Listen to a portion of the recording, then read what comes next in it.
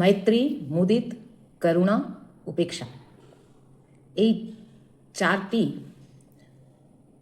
ভাব বর্ণিত হয়েছে পতঞ্জলি যোগসূত্রে। এই চারটি ভাব অনুযায়ী আমরা মানুষ যাদের সঙ্গে আমরা ওঠা বসা করি তাদের সঙ্গে আমরা এমনভাবেই ব্যবহার করব, এই চারটি ভাব মনে রেখে।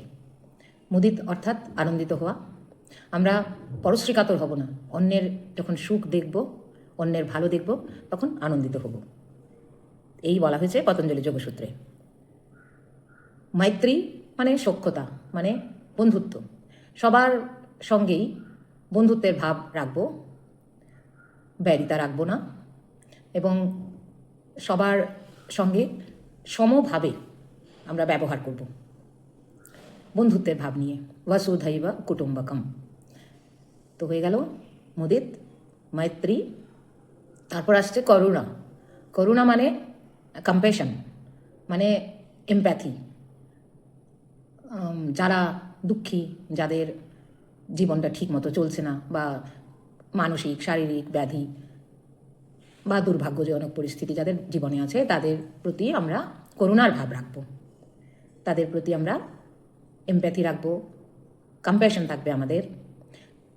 কম্প্যাশন বলতে বোঝায় দয়া। দয়া করার আমরা কেউ নই, আমাদের নিজেদের অসংখ্য প্রবলেম রয়েছে, আর আমরা সেই ক্ষমতা রাখিনি যে আমরা অন্যের প্রতি দয়া করব। করুণার ভাব রাখবো, মানে এমপ্যাথি রাখবো, সহমর্মিতা রাখবো, যে আজ সে যেমন পরিস্থিতিতে রয়েছে সেরকম পরিস্থিতি আমারও হতে পারত, আমারও কখন কি হবে আমি জানি না, তাই আমরা করুণার ভাব রাখব। করুণার পর আসছে উপেক্ষা। কেউ যদি খুব দুর্জন ব্যক্তি হয়, খুবই খারাপ, তবে তার প্রতি আমরা উপেক্ষার ভাব রাখবো, মানে ইগনোর করব। সে দুর্জন, তাকে শাস্তি দেওয়ার তো আমরা কেউ নই। মনে আমাদের দুঃখ হতে পারে সে আমাদের সঙ্গে দুর্ব্যবহার করলে, বা আমরা যদি শুনি যে এই ব্যক্তি খুব দুর্জন, খুবই খারাপ, তবে আমরা কি করব? আমরা তো শাস্তি দেওয়ারও কেউ নই, এবং তাকে চেঞ্জও করতে পারবো না, কেননা no one can be fixed.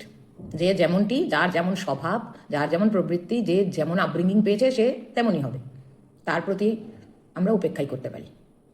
Just ignore that person and live your own life. তো এই হলো মুদিত, মৈত্রী, করুণা, উপেক্ষা, এই চারটি ভাব যার বর্ণনা আছে পতঞ্জলি যোগশাস্ত্রে, এবং এভাবেই আমরা জীবনে চলতে পারব সব লোকেদের মাঝখানে। নমস্কার।